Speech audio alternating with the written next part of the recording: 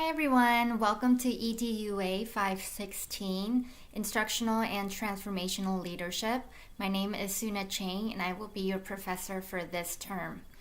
I look forward to meeting, online, meeting all of you, as well as I'll try to give you a call this week so that we can get to know each other a little bit more. Also, the 8 weeks that we get to spend together will go very, very quickly. So if there's any moment you need extra help from me, please reach out to me. I understand that you're at the beginning of your program, so let me know if there's anything that's not clear or if you need assistance in learning how to do something. On the coming Tuesday, March 7th, that'll be our first synchronous class at 6 p.m. You simply go to the Week 1 tab in Blackboard, click on Live Virtual Meeting number 1, and click Join Room. And then just make sure you have strong internet connection. In this class, every week you will either have a DBQ, a discussion board question, or a synchronous session. We meet synchronously on weeks 1, 3, 5, and 8. And this week you will also have a DBQ simply to introduce yourself and your reason for being in the program and taking the class. This week your readings and videos will surround the topic of leadership framework. And I would like to offer some quick pointers, reminders, and recommendations. As we begin, some of these points are general bits of information that will apply over the entire span of the course or your program. Some are specific to week 1. I'll do my best to anticipate questions and post things weekly on the announcement, as well as short videos whenever we don't have our synchronous meetings. First of all, I would like to make sure you always check your announcements, your Blackboard, your email regularly. Submit all assignments on time. I will be adhering to all submission due dates and apply the university's late policy. Third, please follow the APA format. I definitely am a stickler and make sure you follow the APA format. If you did not purchase a sixth edition, of the APA manual, make sure to do so. You'll need it for all of your classes for this program. Send in your assignments to the Writing Center and Grammarly prior to turning them into me.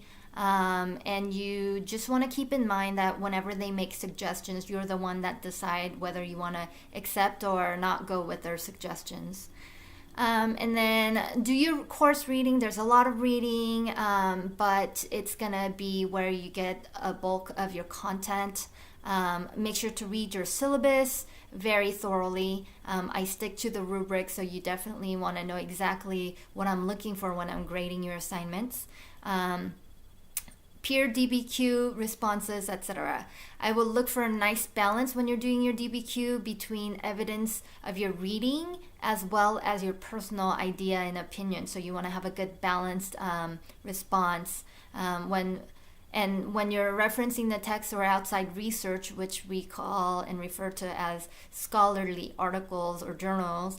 Be sure to cite even in your DBQ responses. Look over all DBQ and participation guidelines as provided in your course syllabus and in the discussion board under discussion board rubric. Manage your time.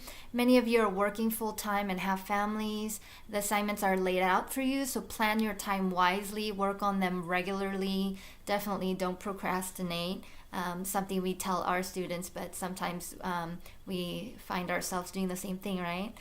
We want to definitely avoid that with this heavy load. You will find all of the instructions as well as grading rubrics in the course syllabus. Respond to the weekly DBQ prompts in the discussion board. Keep in mind, except for the last week, they're due Thursday midnight or prior to, and then afterwards.